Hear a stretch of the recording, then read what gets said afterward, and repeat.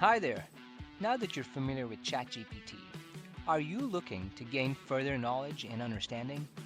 Are you curious about how to begin? In this video, we'll guide you through the 5 steps, making it simple for even those new to it to start using this amazing language model powered by AI. Step 1. Visit the OpenAI website. You can do this by clicking the link in the description of this video. This will take you to the OpenAI homepage where you can learn more about their products and services. Step 2.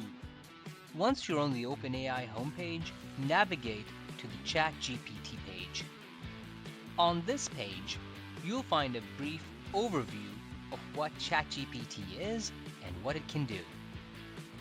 Step 3. To sign up for ChatGPT, you'll need to create an account.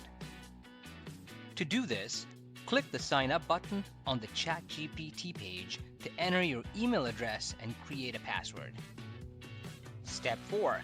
Once you've created your account, you'll receive an email to verify your email address. Simply click the link in the email and you'll be taken back to the OpenAI website where you'll be logged into your account. Step 5. With your account verified, you now have access to ChatGPT.